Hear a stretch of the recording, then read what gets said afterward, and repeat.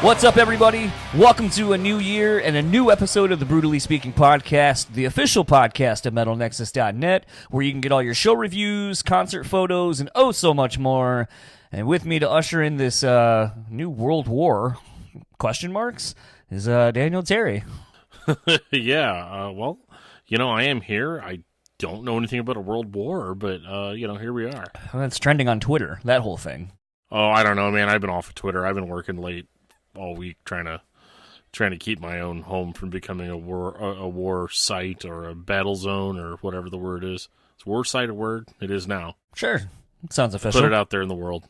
Yeah, it's, I gotta say, as of right now when we're recording, it's January 3rd, and this year can already go right to hell. I had to put my dog down the other day on January 1st. Fun. That was a bitch. But actually kind of speaks to the guest we have, which is Tom Smith of the Acacia Strain. We did this chat about 2.5 months ago when the band was on tour here in Grand Rapids. And we talked a lot about the then, unbeknownst to anyone, surprise EP that the band was dropping.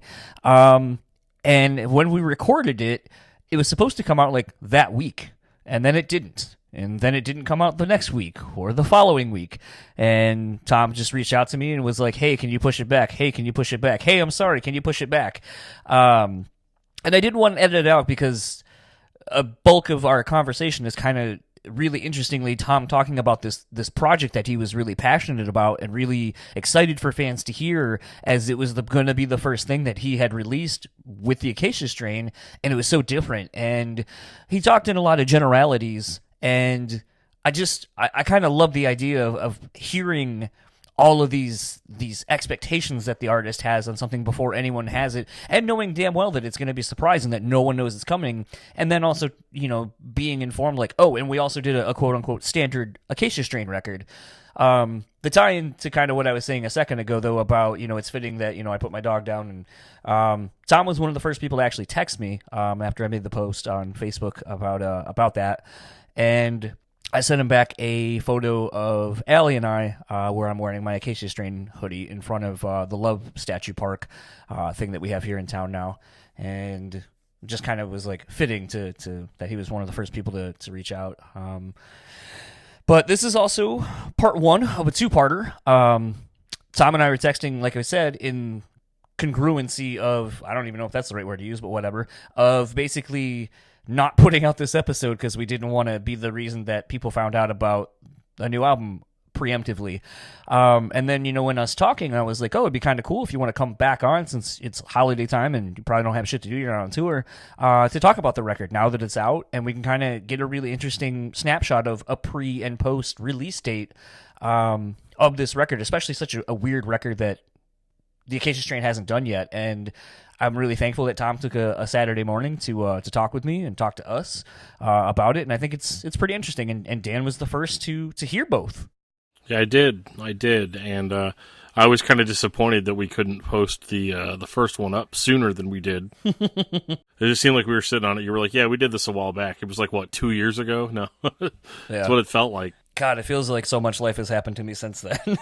Well, no, it's so funny because whenever I heard the chat, I started getting really, really excited about the new record, and then so much time passed that I kind of forgot all about it and was like, oh, okay. Because then you hit me up and you're like, hey, have you heard that new Acacia Strain record? And I was like, what new Acacia Strain record?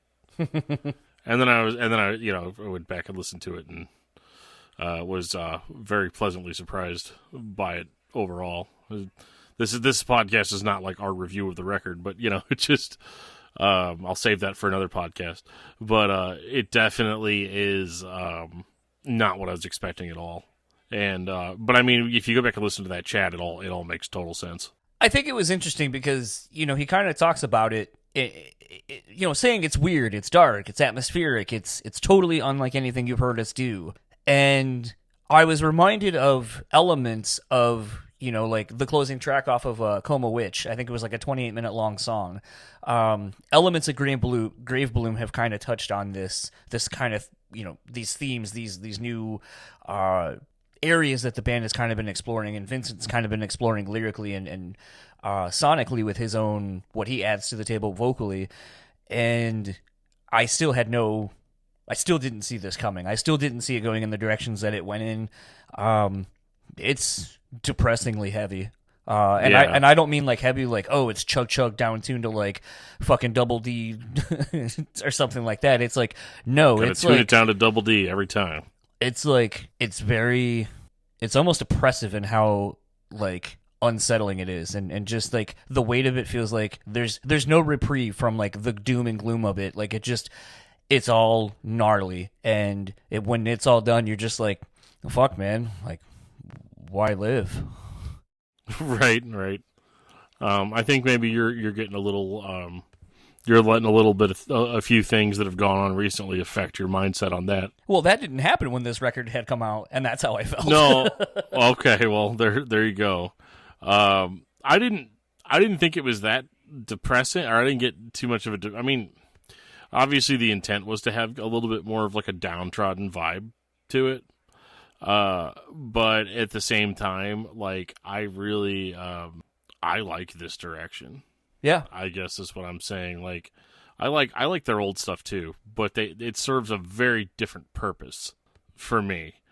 And, you know, and so to hear them kind of expand out in this way was very surprising to me. And, I know I've said the same thing like 4 times now, but, it's really, like, you should listen to it. It's not, this isn't an advertisement. Nobody from the band paid me to say that. It's just, it's like the real deal, and shows a lot of personal growth. Yeah. Like even like lyrically from what they used to be to now, you know, even though they wrote one of my favorite songs of all time, Jonestown, you know, and I think this is better than that.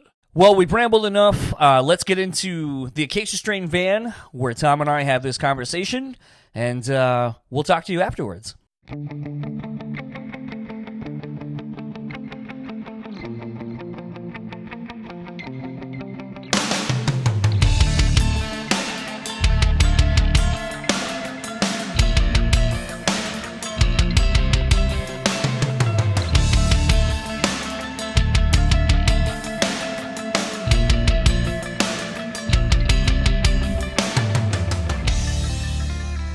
All right. Well, have the pleasure of sitting in the Acacia Strain Space Ghost Machine, complete with Christmas or Halloween lights. What do we got? These are Christmas lights. I think I could turn them on. I don't actually know. I never. Oh, Hey-o, Christmas. Oh, well, it looks like they're out on the other side. Unless those plug in somewhere else. Oh, son of a bitch. I don't know. Oh well. That's Vincent's doing.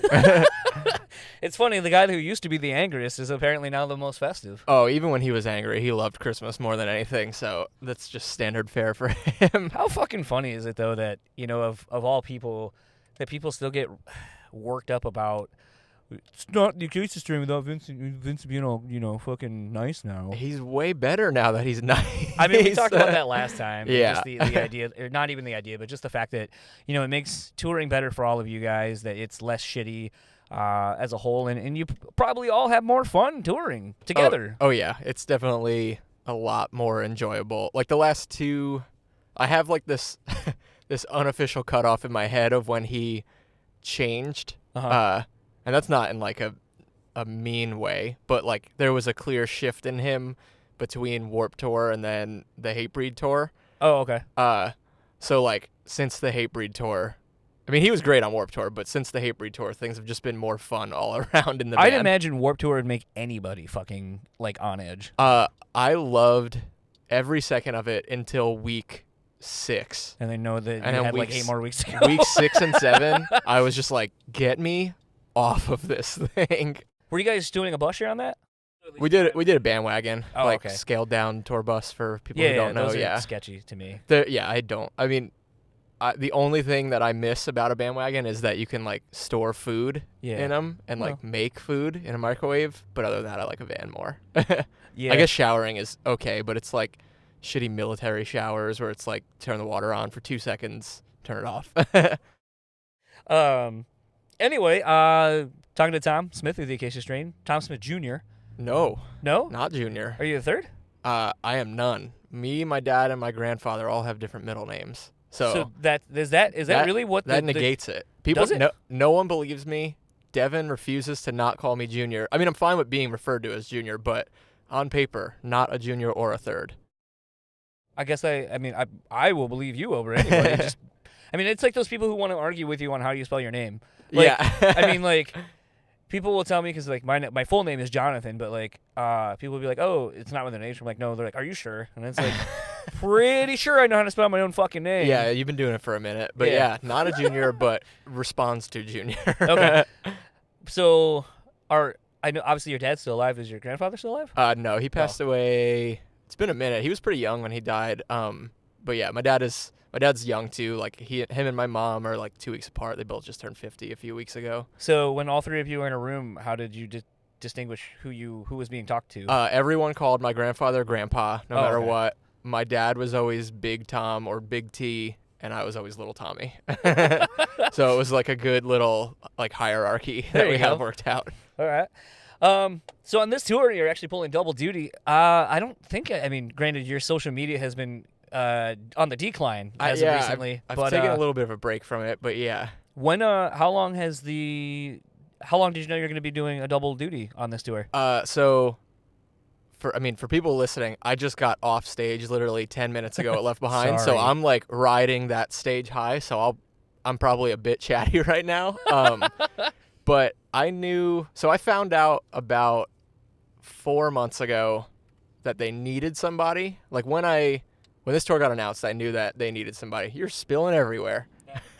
When this tour got announced, I knew that they needed someone, and I was immediately like, hey, Devin, because Devin manages them. I was just like, hey, let me play for them, tell them that I want to, and then they just took a long time to like let me know. And I wasn't 100% locked in because they never gave me the firm yes or no until maybe 2.5 weeks before the tour while we were at the studio recording. So I was like, all right, well, now's the time for me to learn songs. I mean, the songs are fun. They're simple, so it wasn't really an issue for me. But yeah, I've known for a while but didn't get the firm okay until a few weeks ago.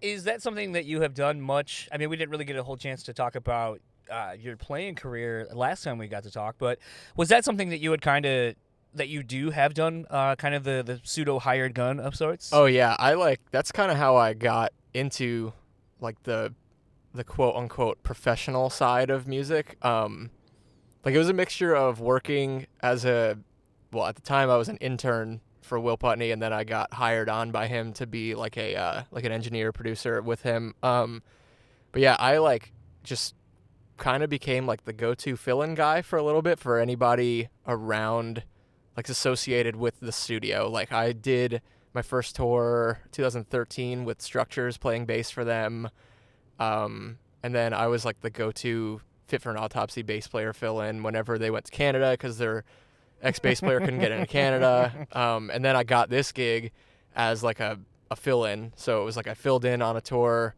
they went to the studio, did Grave Bloom, and then the next tour that I was filling in, like right after that, that's when they asked me to join. Gotcha. So I kind of, that's like my favorite thing to do, honestly, is like be the fill-in guy. Well, I assume it's sort of all the fun and none of the pressure. Yeah, Sort of. kind of that, but it's more, that's for sure like the biggest plus of it. Like if we have, I don't know, any band that I fill in with, like if the show sucks, I'm just like, all right, not my problem. I obviously care, but that's like why I like filling in so much. It's kind of like a little, I don't want to say ego bump, but it's like a confidence booster for me to know that I was able to step into something that I'm kind of not supposed to be there for, and at the very least do it as good as if the real guy was there. Right. I always try to like be the improvement, but at the very bare minimum, I just never want somebody to walk away from a show and be like, oh man, they would sound so much cooler if the real guy was there, you know? Actually, it kind of parlays right into the next question I was going to say. You made a comment, I think on your Facebook, about how you're able to slip in and out of the crowd because you wear jeans for one set and then wear shorts for another, and people are just like, don't even know who you are. Yeah, it's kind of become like a new internal game for me because like, Left Behind, I think, is hands down one of the best bands on the planet. But they're obviously newer, so like not everybody who comes here is going to know who they are. So sometimes, like, kids up front don't know what they're getting into, and it might not be their cup of tea. And a few days ago, I spotted a bunch of kids who were, like, not down with Left Behind, and they were kind of just, like, staring at me and not mocking me, but, like, it was obvious that they were making their distaste visible. And then they lost their shit during the Acacia Strain set, and I was like, these fucking kids have no clue that was me. Like, Yeah. Like, don't be mean to Left Behind or else you're not a fan of us. It's kind of like the game that I've been playing. No, man, you should just get on the microphone and be like, just call them out. Pull an Adam D and just be like, oh, you pussies who hated Left Behind, I saw you. You suck. If that's, like, I purposely don't have a microphone ever. Not because I think I'd ever actually do something that stupid, but like on a consistent basis, but there would definitely be the one night where I would do that and something stupid would arise from it. Well, I mean, you could be asking your fans for $100 for a secret fan club. That's very true. I just read about that. I was like, I mean, I don't know. There's other ways you could have gone about it, but whatever. Yeah, that band and this band are friends now. There's been enough bullshit between those two bands. Yeah. I got nothing to say about that. They are all of our friends now. Like, it is what it is. I don't condone what's happening, but I'm also not going to speak poorly on it. The biggest takeaway that I had from it all was just more or less that I think, in light of a lot of people, like, Doyle got shit on recently, or I guess 6 months ago is recent, but recently for basically voicing that, it's tough to do these tours sometimes, and you need to do things to make up income other ways. And, these meet and greets and so forth are a way to do these, or these, select special fan clubs or whatever are a way to kind of bring in extra funds to kind of help the band stay afloat on tour.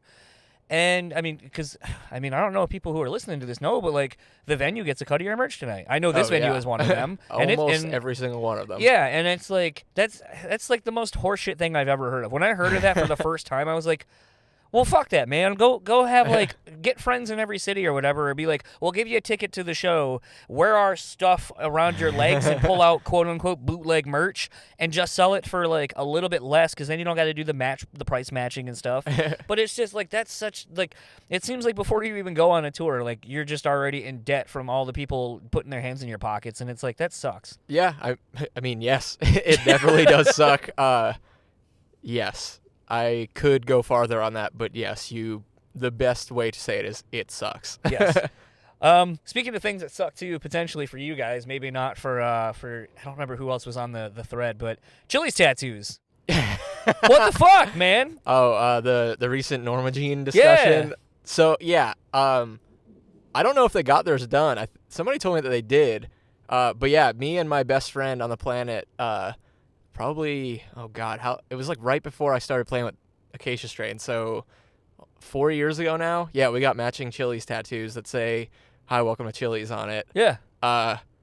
So, like, and anytime I can, I pull that out because I think it's super funny still. Yeah. So when I saw Grayson and I think it was Corey, talking about it, like tweeting back and forth about wanting them, I was like, hey, I got it. Like, sick. I back this idea. They didn't give me anything, though. What's that? I said, but didn't you say, like, they didn't give you anything? Oh, yeah. Like, okay. So I'm going to try and summarize why we got them as quick as possible. It was a joke between me and my friend Rick that spiraled so beyond out of control. Like, not a bad joke. It was just like we were having a funny night. We went to a show, and I, like, tweeted about the show, saying that we were then at Chili's because we had not gone to Chili's in, like, years, and we were, like, super excited for it, even though it's such a piece of shit. And then the Chili's really earning that free food. The Chili's official Twitter responded back. I think I went to go see, it was Code Orange and Incendiary. Okay. And, like, I think the Chili's Twitter responded with, like, hell yeah, Code Orange puts on a sick show. And me and Rick were just like, what?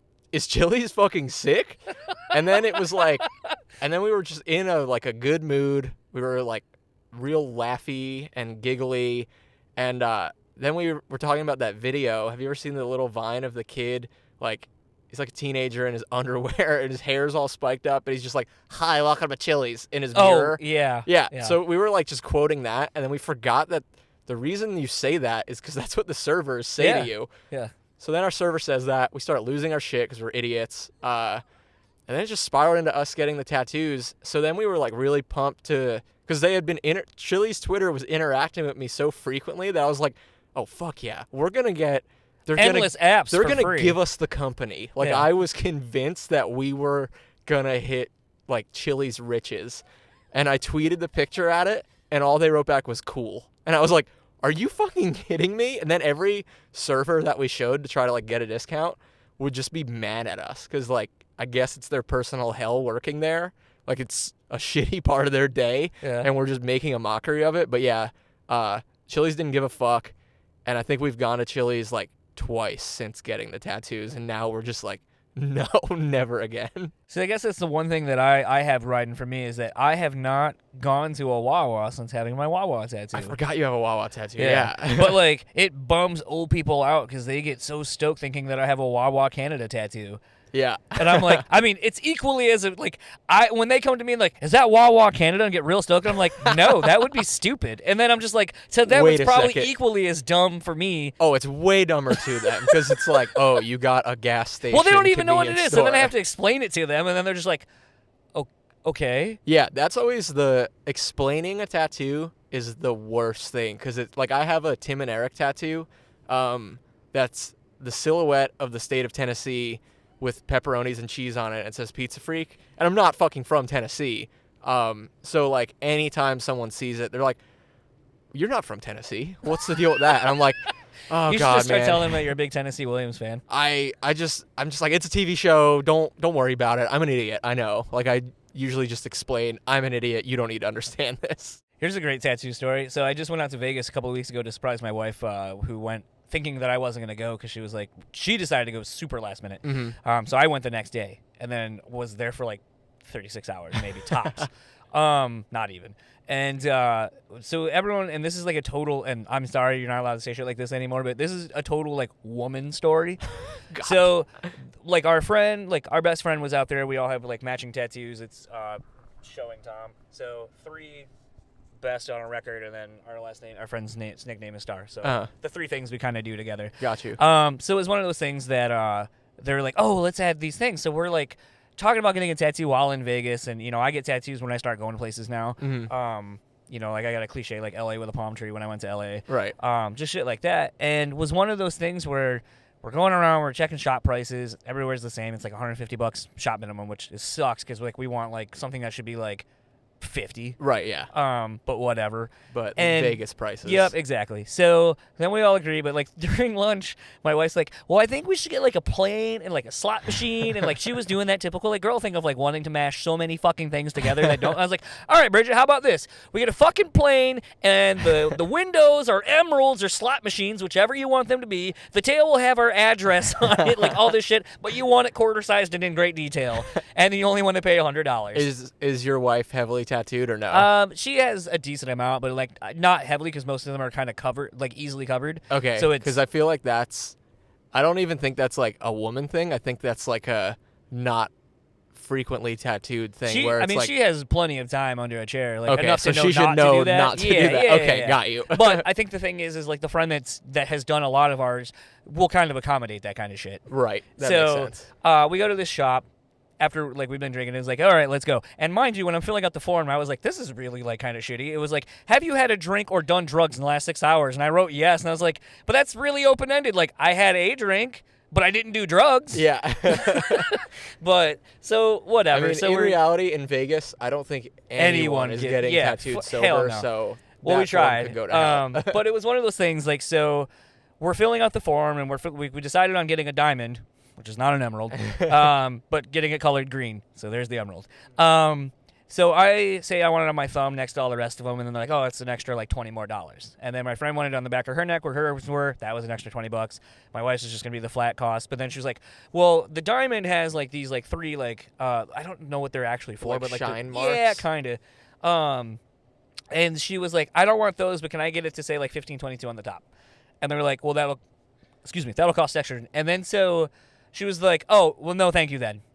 Now, I took that as, no, thank you. I don't want the 3 thingies, and I don't want the letters. I'll just do the emerald diamond. Yeah. So I'm filling out my shit. I'm handing my card over, and they're like, what are you doing? And I'm like, I'm paying for my tattoo. And they're like, no, we're not doing it. And I go, no, you didn't both want the shine marks. Yeah, I was like, they asked you if you wanted this, and they said it was extra, and then you go, well, never mind, I don't want it then. Like, I figured you didn't want the thing, not the whole thing. So did it end up with you being the I only was the one? only one. Now, here's where it gets funnier. So, obviously, I know how to take care of my tattoos. This thing fell out like a motherfucker. I just saw, when you were saying that, I looked at your thumb, and I was like, there's no way that's the new one, because that thing looks old. Oh, yeah. Yep. So, I paid about $100, because I left him like a $25 tip. So, I left like about $200 Griffin. for a fucking tattoo that looks old as fuck. Yeah. Can't make this shit up. Hey, Griff. Hey. Griffin, say hi. Hey, I'm just getting my whiskey. Ooh. Hey. Griffin's drunk already. Oh. Griffin's trashed. He's always trashed. Maybe he knows where your water is. Yeah, where the hell's my hydro flask? I can't find it. Here's a water bottle. I already got one. Thanks, dog. All right. Okay, bye. So outside of all of that, I feel like this is as good a segue into anything else as we could do this. But you got engaged recently. Congrats. I did, and I think it was, oh, God, I'm going to blow it, but I'm pretty positive it was June 9th, and we were really pumped because in however many years that would mean that our anniversary would be 69. So we were pumped. Are either of you a Pisces? I don't even know what that is. I think I'm a it's Scorpio. Or no, wait, is Cancer the 69? 69 is just funny. I mean, it is, but I know it's an astrological sign that some people think is a great way to, Well, her to make fun of birthday's you. in July and mine's in November, so whatever that equates to. I don't know. I don't know. But yes, I did get engaged recently. It's tight.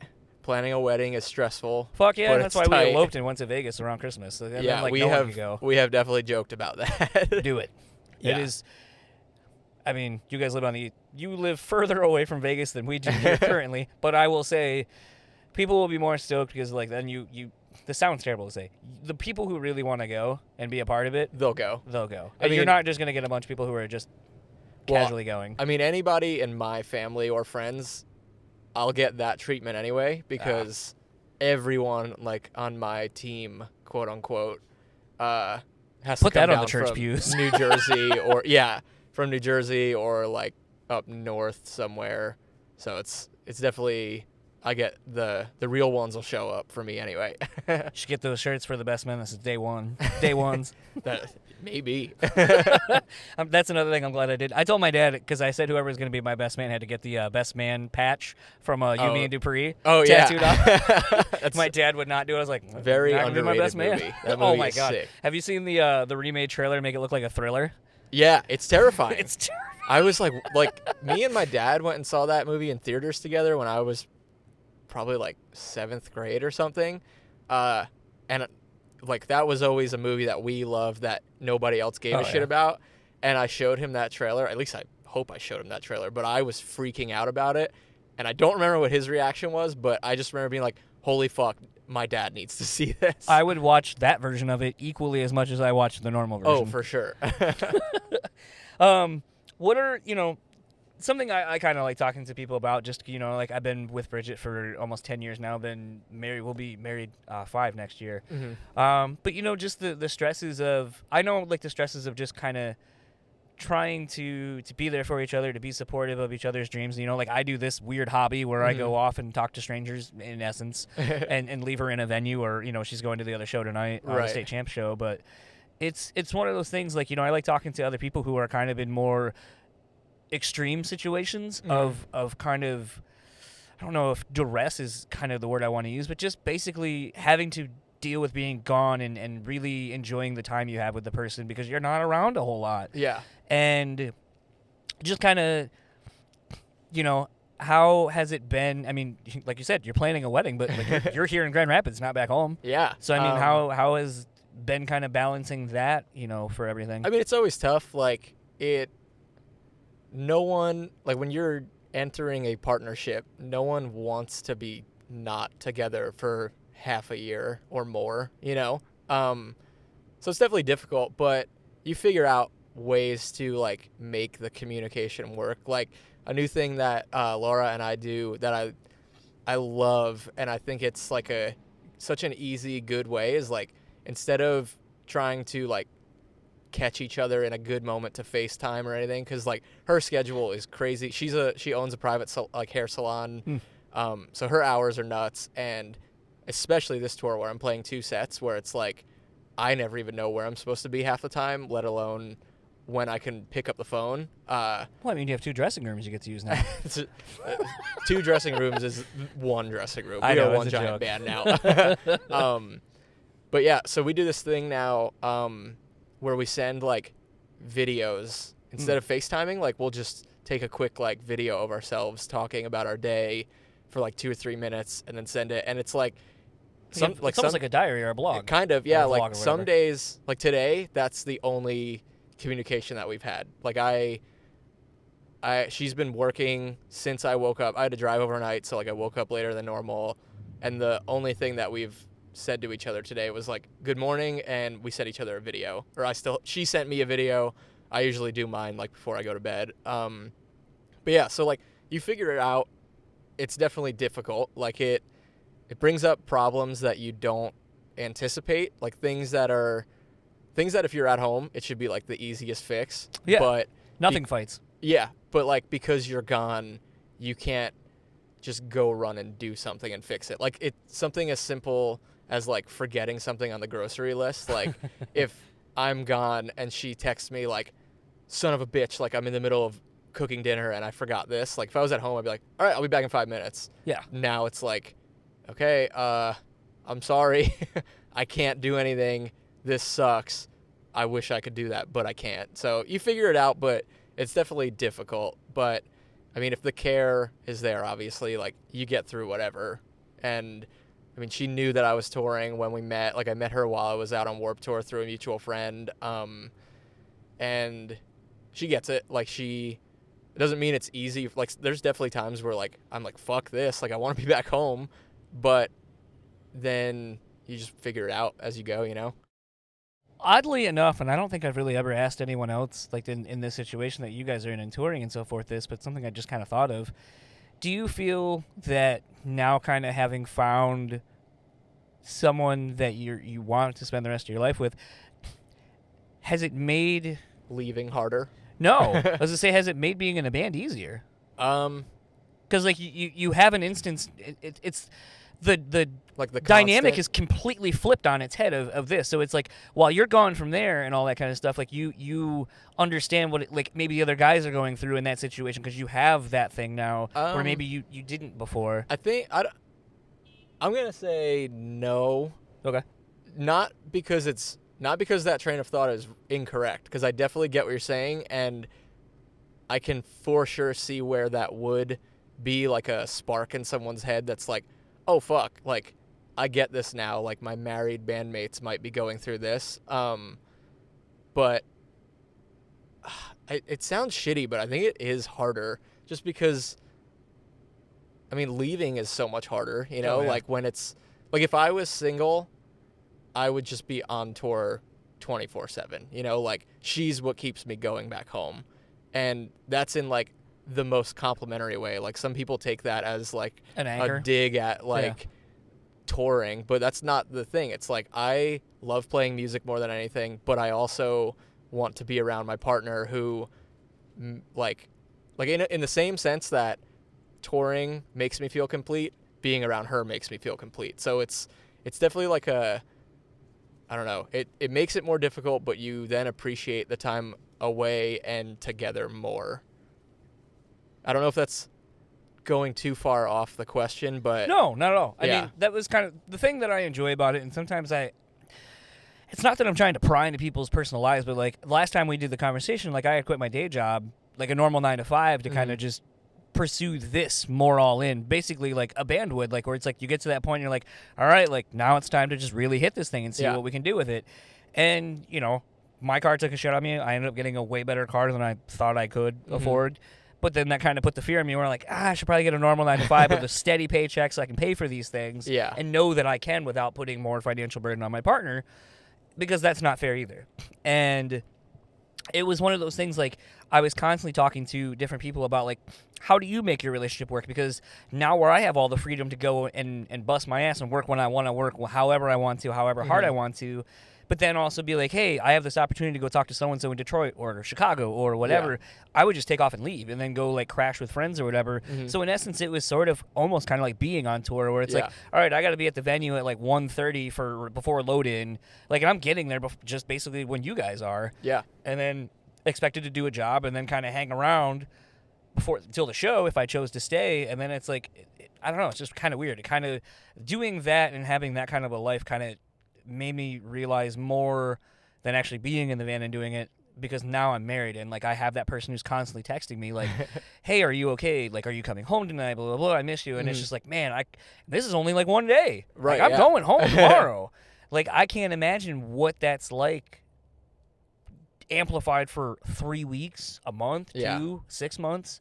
You know, like when some of these bands that go, you know, oh, we're on this tour for 2 months, and then we go home for 4 days, and then we're back out for another 3 weeks. Oh, and then we're also going to go record in between, like where you might have some time off to go back home. Yeah, that was this year for us. Like, since Laura's birthday, like the day after her birthday at the end of July, I've been home at most like 2.5 weeks, and it'll be that way until Thanksgiving, and then it's a break. Like, I mean, that's what, like 5 months. So, and then we did tours earlier than that in the year too. So it's like, that's just the back end of the year. But yeah, that's my year. That's Laura and I's year this year, is like, I've just never been home.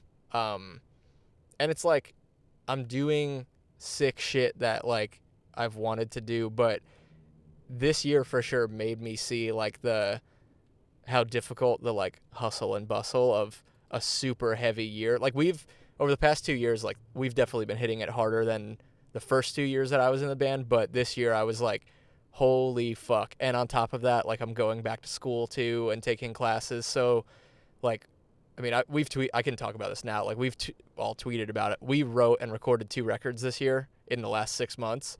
So between touring, writing and recording, and school, it's just been like a holy shit year for me, to the point where I'm just like, the second Thanksgiving hits, I don't want to think about anything band related. Like, this tour is amazing, but once I'm off this tour, I'm going to be like, fuck yeah, I don't want to think about going on tour for the next few months.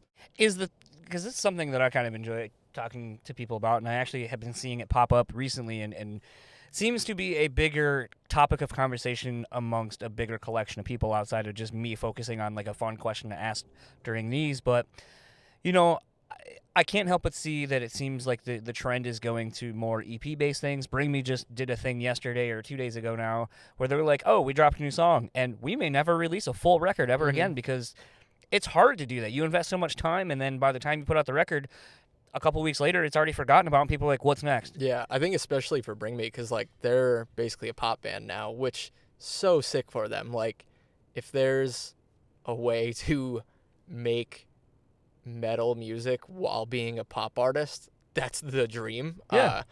But yeah, like for them especially, I don't think records are even necessary, because it's just hits for them. Well, I feel like that's kind of where I was going to go, though, and sorry to cut you off, but No, it's that's just fine. it's more of, you say you worked on 2 records, and in my head, I'm thinking one of 2 things, because I like to do what's known as effective laziness. I like to do as much work as possible ahead of time, so I can be fucking lazy later. Really lazy. I'm similar to an extent with that.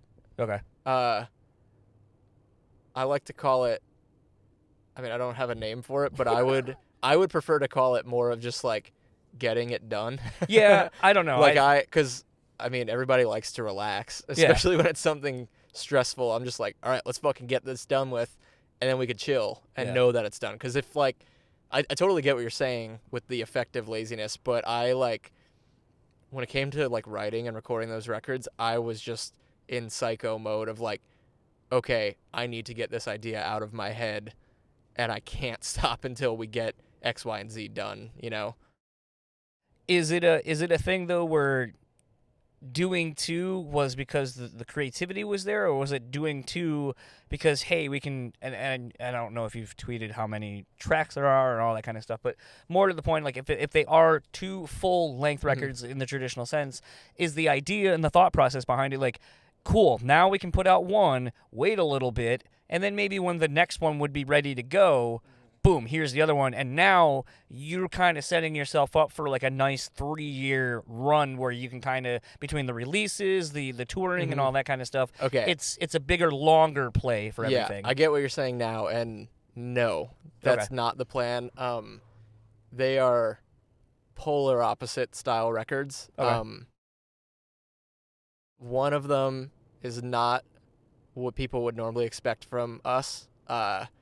It's a very, like, I keep calling it the art record just because that's like what people are gonna say. That takes my mind so many places. I'm like Jane Doe kind of art record. I mean, there's but that's like how we thought of it. Like I don't want to go too in depth with it, but it's like it's a concept. It's got a central theme. It's basically the record that we wanted to create to show the other parts of our writing. Like, I mean, Acacia Strain is a heavy band. We're like that weird bridge between a metal band and a hardcore band where they're sick riffs, but it's also like ass beater moments. And we don't ever want to get rid of that, which is why the other record is more typical of a record. But like the one that, like the art one, is much more of like death metal influence, doom metal influence, stoner metal influence, and just like weird textural ambient stuff that there's always been like little bits and pieces of throughout an Acacia Strain record. Like, this cool lead is real textury, or this one riff at the end of a song is like a bong ripper riff, but we wanted to take that because that's like us as musicians. That's like what we want to always be playing. Like, I don't know. I don't want that to come off as like we're just writing Acacia Strain material to please people, but because it's not. Like, we love this band. We love the style of music that we play, but we also have another side to us that we all have similar interests and influences. So we wanted to do an art record like that, where we can take those different things that people wouldn't expect to hear from us and show that we do that and do it well. Definitely intrigued. That one, hopefully. Well, I mean, the thing is, to me, like, a lot of my favorite records are people's, like, from a band, are the ones that people are like, that record is trash, and I fucking hate it. Like, same. Like, I like Finch Say Hello to Sunshine is my favorite record of theirs because they broke away from being Glassjaw 2.0. Right. And I, like, that's always, maybe not necessarily always the record, but anytime that, like, I hear a band and they go, like, real weird for a song, that's always my favorite song on the record, because it's like, holy shit, this is like a breath of fresh air from what they normally do, and they show something else about their creativity. And that's like really what we wanted to do with it. It started off as like just an idea that Vincent had a few years ago, and he was like, just write this style, like, because we all like this style, let's just see what happens. And then over a year or two, like, of kind of just like partially writing for it, partially not, it just kind of came together at a very cool way. I've probably said too much about it as it is, but yeah, we're all really proud of it. We're all really excited about it. And then sometime next year, you'll get the more typical Acacia Strain record. So yeah, it's not us just like putting a shitload of work in to buy time. It's just we wanted to do both styles of record and just flood people with stuff. I think that's probably the most sincere way I've heard of doing something adventurous like that, because we'll use Bring Me still as the example. So a lot of people hated Ammo because it's too pop now. Is that the newest one? It's the newest Okay, one. I love that they went more pop. I didn't like it as much as That's the Spirit, just because it didn't feel as like flowy. Oh, it okay. didn't, or like, not necessarily sincere, but it didn't feel as natural as That's the Spirit. Like, That's the Spirit to me, I was like, holy shit, this is a perfect pop metal record. Yeah.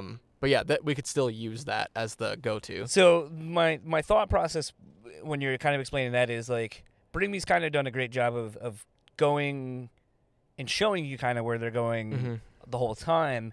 And I think the problem a lot of times when bands want to get adventurous, I'll use Suicide Silence as an example of kind of going too extreme too fast. Yeah. And it's one of those things where I don't admittedly, I'm not the biggest Suicide Silence fan, so there's that right off the gate. Right. I didn't think that record was terrible. I actually really liked it. I saw what it was trying to do. I just think the execution from a production standpoint didn't help them. I think Ross got in the way of making that record what it could have been. I think that fully might realized. be my favorite part of it. I love how bad it sounds. Like Okay. it. So you like Saint Anger then? No, that's a piece of dog shit. And Devin and I argue about that every day. I don't know. I'm by no means the biggest Suicide Silence fan. Like, and that's not a dig. It's just like I loved them when I was in high school, and they opened up a lot of doors for me.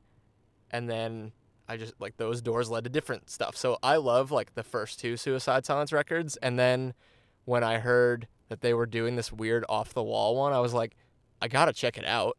And I was like, oh, this is definitely not correct. Yeah. But I don't know, it was just cool. Like I back what they did.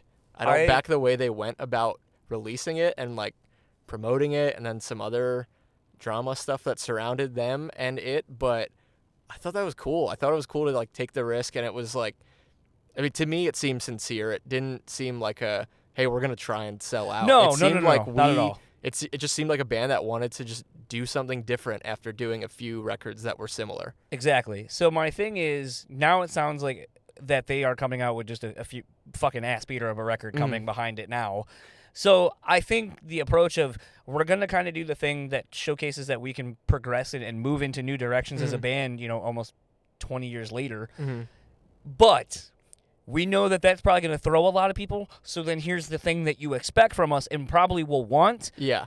Coming after it. So it's almost like the teaspoon of sugar coming after the what. And I'm not saying it's a bad record because I don't know, but no. Just basically saying like, here's the shitty medicine that people are probably like, I don't know how this is gonna be, and then it's like, well, I promise however you feel about it, here comes some sugar right behind it. Yeah, I mean, in a sense, that's kind of correct. It wasn't necessarily thought of as like, hey, people are going to fucking hate this, so let's make sure we have another record lined up. No. But it was, I mean, it very well could be like that because it's definitely different. But it was more along the lines of, we're going to do this in the background of writing for the next, like, standard tradition. I feel like Acacia that Strain would LP. allow you to go so heavier on the other side because you're doing this, like, other thing that you would go to the more traditional one and just really fucking lay into it because, like, now you've got the other side kind of creative side fulfilled. Yeah, the normal. I'm trying to like put it into words without like getting in trouble for talking about it. Tell you what, how about we save this for another time when the record's done? We'll stop talking about this record. Either way, I think both of the records are two of the best things the band has ever done, and that's. I don't want to think that's biased because I grew up listening to this band and I just have such a like the band is much bigger than any of us as people, so I think we all put so much work into both of them representing the band how we think that they should be viewed. So I hopefully think that people are going to enjoy both for two totally different reasons, and we put a lot of work into both of them. So let's cap it at that for sure. There we go. And in wrapping up, because I know you got to get ready for your Acacia Strain set here pretty quickly. I don't even know what time it is right now. It is 7:48. Yeah, definitely got to get ready soon. Yep. Tom Smith Guitars. You guys gave a guitar to Gary Holtz of Slayer. How did that go? So it was sick. He's so unbelievably nice and hospitable. It's crazy, but I think just the way it happened is even more nuts because he was doing that like cameo thing where you pay a couple bucks and he just gives you a shout out. And Devin got one sent to me as a joke. Like I didn't even know what cameo was. And he paid like $20 or something for it. And he was like, here you go. Here's a random present. And it was just a video of Gary Holt saying like, hey Tom, like I know the Acacia Strain. It's so sick. Like I've known who you guys are for a while. Like hopefully we play a fest or something together soon. Like drinks are on me.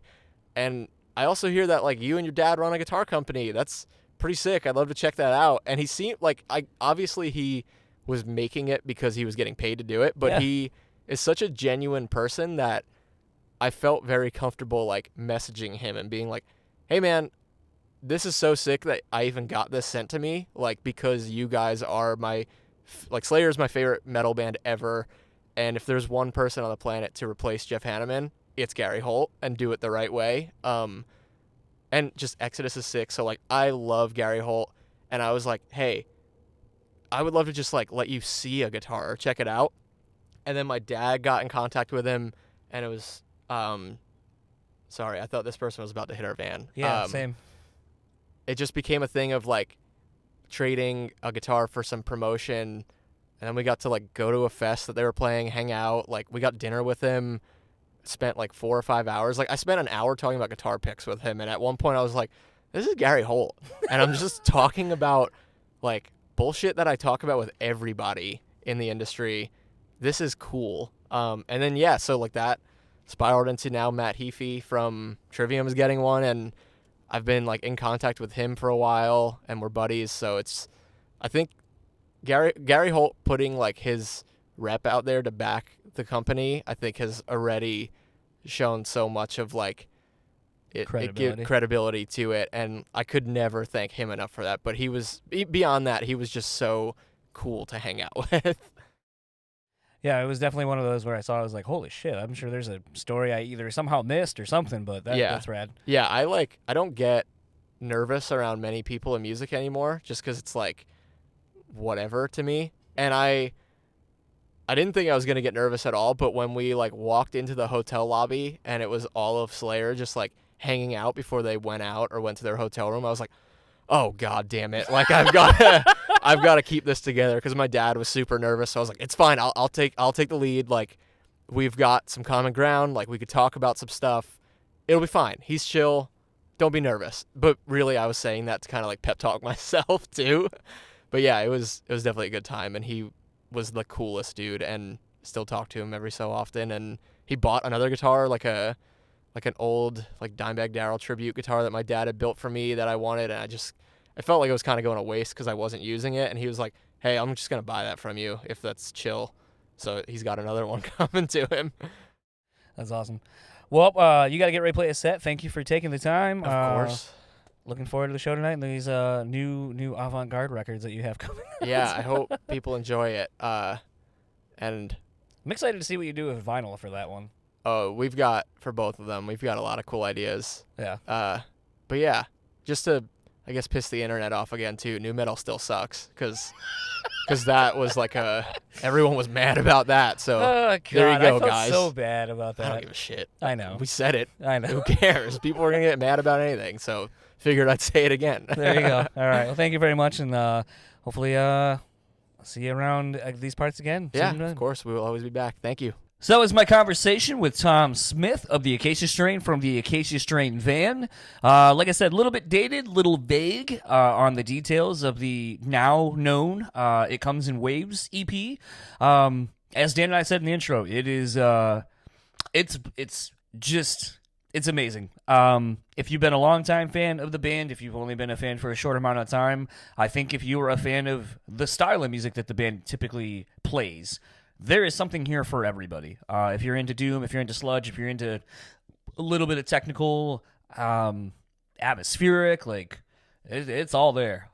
So go pick it up. It's out now. There's some sweet vinyl. I don't know how much of it is left.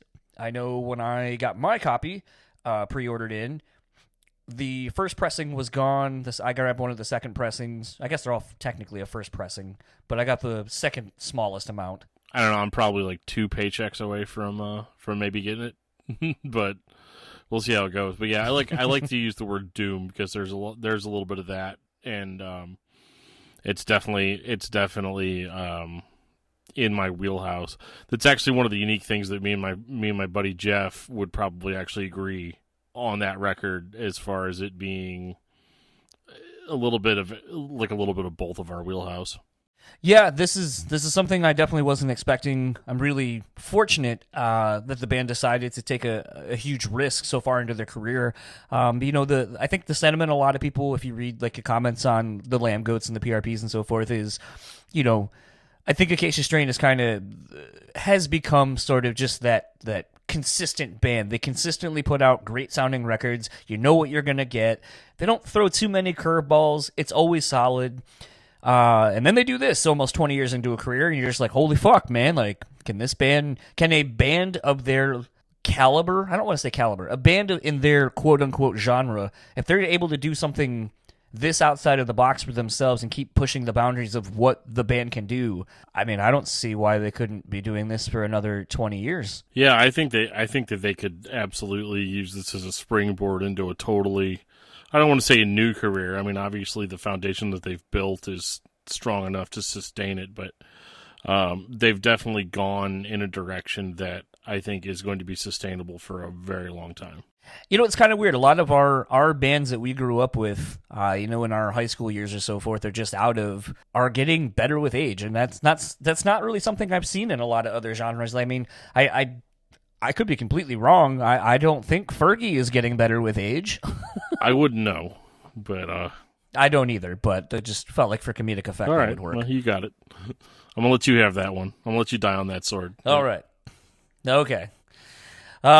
No, this was a lot of fun. I was kind of bummed that we had to shelve it, but it definitely allowed, like I said, when I went back to edit this and when we were initially preparing to do this as an episode beforehand, I just kind of kept thinking about how cool it'd be. We're hearing all the I hope people like it, and we liked it. We did a lot of weird different shit on this one. To then, as you'll hear in the next episode, we'll drop in a couple of days, hearing Tom's reaction now that people have heard it and the overwhelmingly positive reactions. And I mean, that's what's kind of cool about podcasts sometimes. Like, it was kind of a blessing in disguise that we had to sit on this episode, because now we get to offer the listeners and the fans of the band a very unique perspective that a lot of times us as the podcast hosts don't get to do, because typically you do the one interview. And unless it's, like Phil from All That Remains or whatever, who a band that constantly is coming around, we don't get an opportunity to talk to them until probably either the next album cycle or even after. So to get a pre and a post, album dropping was really interesting. And, like Phil, this is the third time we basically have had Tom on in less than half a year. So there's a little bit of a familiarity and a kind of just a picking up of a conversation that you've already had. So there's that familiarity, which I think really helps lend itself to kind of more interesting content. Totally. Yeah, I actually really like the idea of having part one, part two, but at the same time, I also don't think that it's always sustainable for the listener, but I think here it was like a happy accident. Most definitely. Speaking of happy accidents, let's go ahead and wrap up this episode. That was a bad segue. I don't know. Full transparency. We haven't done one of these in probably like 2 weeks or so. It's been a long time off. We don't even know each other anymore. It's outrageous. Nah, we've grown apart. I got a new neck tattoo. Dan's probably got like another child on the way. House is about to burn down. Yeah, who even knows, right? All that said, if you would like to keep up with the Acacia Strain, very simple. Facebook, Instagram, Twitter, the Acacia Strain. All one word. Super easy. If you'd like to keep up with Tom, you can find him on Instagram at tsmith678 or at Twitter at tsmith_wave, W-A-V, no E. If you would like to keep up with Metal Nexus, you can find them at metalnexus.net, Facebook at Metal Nexus, Instagram at metal.nexus, and Twitter at metal_nexus. And Dan will tell you where he can be found in this new decade on the interweb machines. Well, it's weird. I can be found in a lot of the places I was able to be found in 2019, which would include Facebook under Daniel Terry, Twitter, Discuss Metal Dan. I never tweet, but I should probably, because that's a thing. You can find my other podcast, Discography Discussion, at discussmetal.com, and my other podcast, Discuss Metal, and my other podcast, Thrift Blast, and my other podcast, Movie Mosh, and my other podcast, Dan and Joe's Wacky Adventures. Just whatever. It's all out there. It's all at discussmetal.com. You can send me an email at discussmetaldan to tell me to knock it off. I would probably appreciate that and could use some good advice. So, I can be found all over the place. And if you actually follow us on Instagram, you would have seen the other day that I posted, my wife bought me a lovely sampler pack of the Rochester Mills 12 days, the holiday pack basically of their 12 days of milkshake stouts. I haven't gotten one. This is my first year of getting them. They always do really fun and adventurous flavors. So far, I've had it's basically a pecan pie stout. I thought it was going to be garbage. You can hear me in the video going, oh, pecan pie, gross. So I drank that one first because I wanted to get what was perceived to be the worst one out of the way first. And it was really good. So I've talked up Rochester Mills. They make great beers, but their stouts are always head and shoulders above everything else. One of the other beers I had out of it was basically the mint chocolate chip ice cream stout. Super delicious, not really heavy on either the mint or the chocolate. It was a nice balance of both. And that's something that they do very well with all their beers, regardless of how crazy the flavors may seem, or like looking at something and being like, I don't know if I'd want that in a beer. They always find a really great complementary balance of whatever the flavors are to the stout balancing point. So I can't wait to get into more of those. Currently, I am drinking my standard trusty side of Evan Williams. As you heard me say, I had to put my dog down, and I immediately went to the liquor store and bought a fifth. I didn't get into it. Tonight is the first real drinks I've had out of it. But Evan Williams, if you are a whiskey drinker and you don't have a whole lot of money, usually about $14-15 gets you a fifth of this. It's pretty standard. It tastes pretty comparable to Jack Daniel's, I think, and it's better than a lot of other lower end, whiskeys and so forth, as it is a blended straight bourbon whiskey. So those are what I'm drinking. I don't know what Dan's drinking, what he's been drinking. I've been drinking a lot of Steel Reserve and water. That's kind of all I can afford. So, there you go. Going with that. Yeah, I mean, just basically like my Evan Williams. You go with what you know and what gets the job done. Honestly, I probably should get just like something like a liquor or something, something that I can just kind of sip on, because I'm trying to eliminate a lot of my excess calories. I'm giving it the solid 4 weeks New Year's resolution that everybody gives it, and by February, I'm sure I'll be back to slamming 9%, belly expanding beers. All that aside, we continuing on with our various beer drinking, coffee drinking. I'm gonna actually, I think, get into more teas this year. I want to try to get more into like kind of those like super dainty loose leaf teas, but I got to buy some like stuff to make those. It's just like anything else. Like once you kind of get into something, you're like, oh god, I can't just put it in the microwave or put it in a cup. Like I gotta get like these extra scoopy thingies, and there's a whole fucking process to it. But I want to kind of get into that. If you would like to keep up with the show sponsors, you can go to the Bean Bastard. They make delicious craft coffee. They make great blends. I believe they still have the Shitter Skull blend. That is my favorite. I haven't gotten into what I have now, but I got 3 brand new bags ready to go. Looking forward to kind of getting back into the coffee game. So head on over to thebeanbastard.com, Facebook at The Bean Bastard, Instagram at The Bean Bastard. If you would like to keep up with On Point Pomade, you can head over to onpointpomade.com. Use our code BSP15 and get 15% off your total order. Guys, gals, guys with gals, doesn't matter, whoever you are, if you got a beard, if you have hair, you use pomades, you gotta go to On Point Pomade. Again, go look at Matty Mullins of Memphis Mayfire, whose company this is. Dude's hair is always on point. So that it is. Use what he uses, because it fucking works. Use our code BSP15 and let them know that you are going there because of us. I know we posted a contest over on our socials in light of the holidays. I was a little bit ambitious trying to get all that shit done. We will be giving those away, so stay tuned for that if you have already done the things necessary. But basically just go to Instagram, Facebook, Twitter, at BrewSpeakPod, find the post with the On Point Pomade photo, and all you got to do is go to On Point Pomade on Instagram, follow both of us, comment on our page done when you do that, and you'll be in the running to win one of the pomades or the beard oil that we have to give away. We also have pins. $15 gets it shipped anywhere in the U.S. If you live internationally, let us know. We'll work something out. We got pins. You need to get some.